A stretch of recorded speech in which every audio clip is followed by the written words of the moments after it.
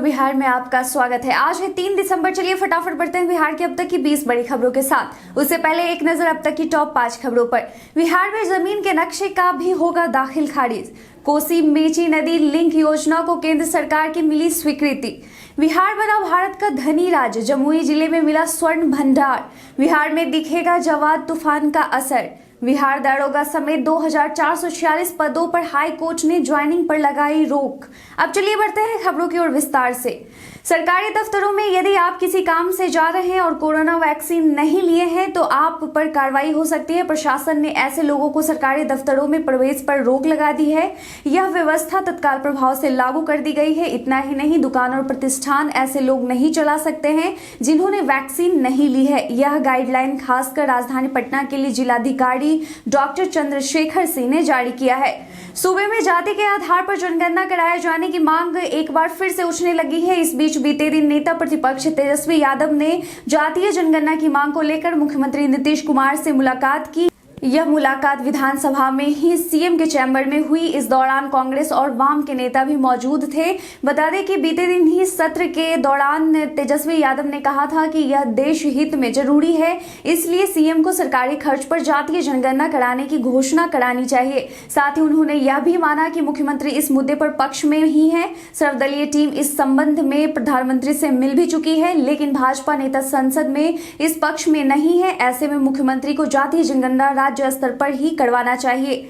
विदेश से भारत लौटे 4000 बिहार के एड्रेस वाले पासपोर्ट धारकों की तलाश शुरू कर दी गई है। 17 नवंबर से 29 नवंबर के बीच अलग अलग तिथियों में ये सभी विदेशी यात्री भारत लौटे हैं। आधिकारिक सूत्रों ने बताया कि पटना में सर्वाधिक 350 पासपोर्ट धारकों की तलाश की जा रही है। इनमें से जिला सिविल सर्जन द्वारा 118 यात्रियों के घरों पर जांच टीम भेजी गई। इनमें 33 घरों में ही विदेश से आए यात्री मिले। इन सभी 33 यात्रियों का सैंपल एकत्र किया गया है। उन्हें आरटीपीसीआर जांच के लिए भेजा गया है। पटना सराफा बाजार में सोने चांदी की कीमतों में बीते दिन बदलाव देखा गया। बीते दिन यहां 24 कैरेट सोने की कीमत 48,670 रुपए प्रति 10 ग्राम रहा। वहीं 22 कैरेट सोने का भाव 44,614 रुपए प्रति 10 ग्राम रहा। एक दिन पहले की तुलना में सोना 30 रुपए गिरा। वहीं चांदी की बात करें तो सराफा बाजार में चांदी की कीमत 62,870 रुपए प्रति किलोग्राम रहा।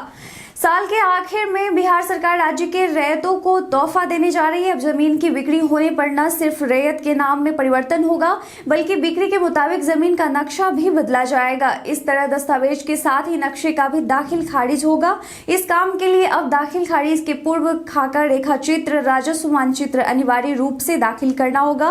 बिहार भूमि दाखिल खारिज संशोधन विधेयक 2021 को स्वीकृति प्रदान कर दी गई है। नए प्रावधान लागू होने के बाद बिहार अब दाखिल खारिज के साथ नक्शा देने वाला देश का पहला राज्य हो जाएगा। मुख्यमंत्री नीतीश कुमार ने जब से बिहार की सत्ता संभाली है, बिहार में सड़कों के जाल को बिछाने का काम बखूबी किया है। इस कड़ी में अब बिहार में 6 बड़ी सड़कों के निर्माण का रास्ता साफ हो गया है, जिसके बाद अब सरकार जल्द ही इन सड़कों के लिए टेंडर जारी कर सकती है।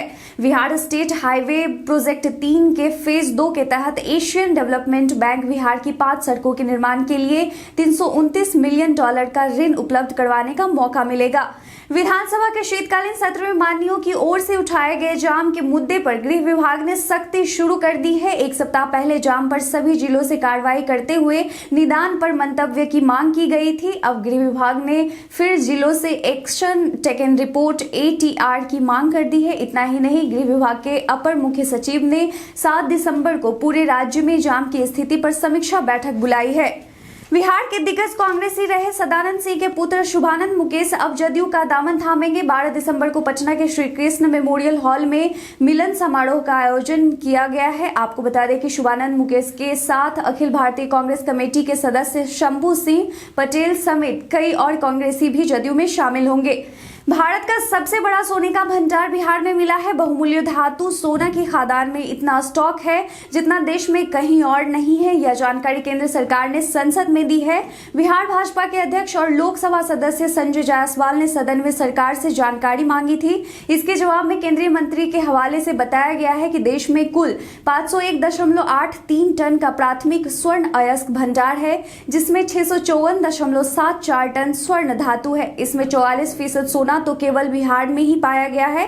राज्य के जमुई जिले के सोनो क्षेत्र में 37.6 टन धातु अयस्क सहित 222.885 मिलियन टन स्वर्ण धातु से संपन्न भंडार मिला है।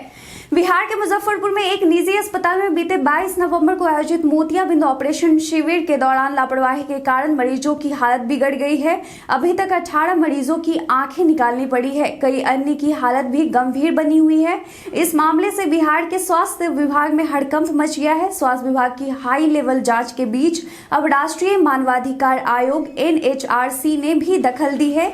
आयोग ने नोटिस जारी कर मुख्य सचिव से घटना की पूरी जानकारी तलब किया है। घटना की जांच के लिए पटना से स्वास्थ्य विभाग की एक हाई लेवल टीम बीते दिन मुजफ्फरपुर पहुंची। आपको बताते चले कि आयोजित शिविर में डॉक्टर ने 65 मरीजों का ऑपरेशन किया था। इनकी भी आंख की रोशनी चली गई है। बढ़ रहे प्रदूषण को देखते हुए सरकार हर संभव प्रयास कर रही है। अगर आम लोग भी स्वेच्छापूर्ण इसमें योगदान दे तो यह मिशन संभवतः सफल होगा। मक्के के छिलके से कप, कटोरी, साबुन के रैपर आदि का निर्माण मुजफ्फरपुर के मुरादपुर गांव के रहने वाले एमटेक पास मोहम्मद नाज करने में लगे हैं। कीमत भी इसकी ज्यादा नहीं, महज 1 रुपए में 1 कप प्लेट। उपेंद्र महारथी शिल्प अनुसंधान संस्थान की ओर से गांधी मैदान स्थित खादी मॉल परिसर में राज्य पुरस्कार प्रतियोगिता में भाग लेने आए मोहम्मद नाज छिलके से कई प्रकार की उपयोगी सामग्री बना लोगों को आकर्षित करने में लगे हैं। दुनिया को कोरोना महामारी से राहत मिलना शुरू ही हुआ था कि अचानक कोरोना वायरस के नए वेरिएंट ने दस्तक दे दी है। कोरोना के नए वेरिएंट ओमिक्रॉन को लेकर देश से केंद्र और राज्य सरकारें अलर्ट हो गई हैं। इससे बचाव के लिए विशेष तैयारियां भी की जा रही हैं। वहीं बिहार सरकार ने भी ओमिक्रॉन को लेकर नए नियम लागू किए हैं। पटना एयरपोर्ट पर विदेशों से आने वाले लोगों पर खासा नजर रखी जाएगी। विदेश से आने वाले यात्रियों को वैक्सीन की दोनों डोज लेने के बाद भी जांच प्रक्रिया से होकर गुजरना पड़ेगा। इसके साथ ही उन्हें 10 दिनों के लिए क्वारंटाइन रहना पड़ेगा। बिहार के मुख्यमंत्री नीतीश कुमार ने कड़ा रुख अख्तियार करते हुए कहा कि यदि परियोजनाओं की आधारशिला रखने के बाद भी निर्माण कार्य शुरू नहीं किया गया तो अवश्य कार्रवाई की जाएगी। मुख्यमंत्री ने कहा कि किसी भी परियोजना की आधारशिला रखने से पहले यह सुनिश्चित कर लिया जाए कि सभी औपचारिकताएं पूरी हो गई हैं और अधिकारियों को पहले ही निर्देश दे चुके हैं कि वे क्षेत्र की योजनाओं और आयोजित होने वाले किसी भी कार्यक्रम के बारे में संबंधित विधायकों, विधान पार्षदों, लोकसभा और राज्यसभा सांसदों सहित जनप्रतिनिधियों को सूचना उपलब्ध कराएं। बंगाल की खाड़ी से बना कम दबाव का क्षेत्र और जवाद तूफान बिहार में भी असर दिखा सकता है। बिहार तक जवाद तूफान के पहुंचने के आसार तो नहीं है, लेकिन इसके वजह से मौसमी बदलाव का असर दिख सकता है। मौसम विभाग की माने तो बिहार इस तूफान के कारण राज्य के कुछ हिस्सों में तेज हवाएं चल सकती हैं। इसके साथ ही हल्की बारिश और वज्रपात का भी खतरा बना रहेगा। इस तूफान का झारखंड और बंगाल में अधिक असर दिखने वाला है। आरजेडी सुप्रीमो लालू प्रसाद यादव की सेहत सुधरी है। हफ्ते भर से एम्स में भर्ती लालू यादव को बीते दिन अस्पताल से छुट्टी मिल गई है। ज्ञात हो लालू यादव को 26 नवंबर के दिन एम्स की इमरजेंसी में एडमिट कराया गया था, जहां बाद में उन्हें एम्स के आईसीयू वार्ड में इलाज के लिए रखा गया था। बुखार और चक्कर आने की शिकायत के बाद लालू यादव दिल्ली एम्स में एडमिट हुए थे, लेकिन अब उनकी सेहत में सुधार हुआ है। बिहार पुलिस अवर सेवा आयोग ने बिहार पुलिस और कारा एवं सुधार सेवाओं के अधीन दारोगा, सार्जेंट और सहायक जेल अधीक्षक की कुल 2446 पदों पर बहाली निकाली थी। हाल में ही इसका अंतिम रिजल्ट भी जारी कर दिया गया।